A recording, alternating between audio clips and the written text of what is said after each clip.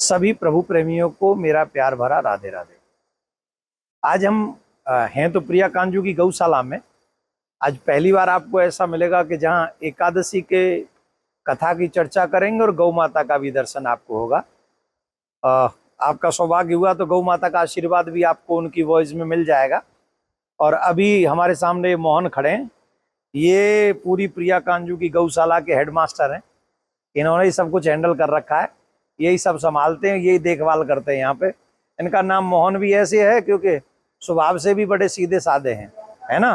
तो आज हम आपको बात करेंगे, चर्चा करेंगे भाद्रपद कृष्ण पक्ष में आने वाली अजा एकादशी के विषय में, जो कि है 10 तारीख को। 10 तारीख को हम सभी वैष्णव अजा एकादशी का व्रत करेंगे।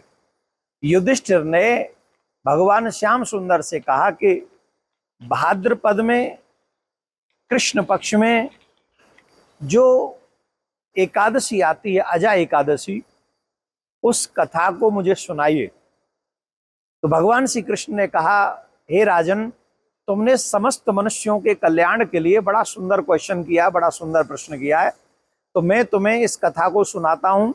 जो इस कथा को सुनता है अथवा सुनाता है, उनके दुख और दरिद्र समाप्त हो जाते हैं। अब सुना तो मैं रहा हूं, सुन आप रहे हैं। अब चाहेंगे तो आप इसे सुना भी सकते हैं। सुना कैसे सकते हैं कि और लोगों को भी अगर एकादशी की कथा ये आगे तक पहुंचा देंगे तो यही सनातन का प्रचार भी होगा और आपकी तरफ से कथा सुनाना भी होगा, जिससे उनका महत्व तो उन लोगों को भी मिल जाएगा।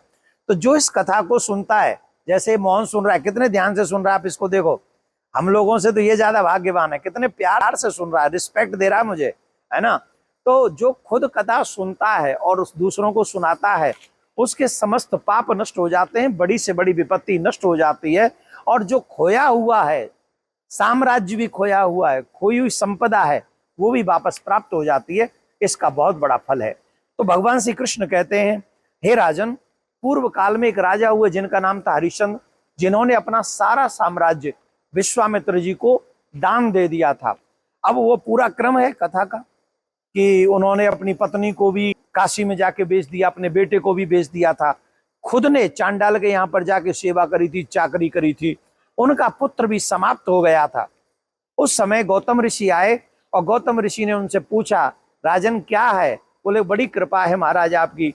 तो गौतम ऋषि ने स्वयं कृपा करके बताया कि पूर्व जन्म में तुमसे कोई अपराध हुआ जिसके कारण तुम्हारा राज्य छिन गया, जिसके कारण तुम्हारी पत्नी से वियोग हो गया, जिसके कारण तुम्हारा पुत्र समाप्त हो गया।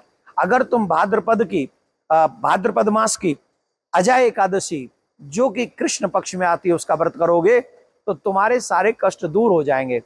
अपने गौतम ऋषि जी की बात को मानकर, संतों की बात मानकर, जो कि माननी चाहिए, उन्होंने उस बात को माना और फिर उन्होंने उस एकादशी का व्रत किया, जिससे उनका खोया हुआ राज्य उन्हें वापस मिला, जिससे उनका पुत्र जीवित हुआ, जिससे उनकी पत्नी उन्हें प्राप्त हो गई।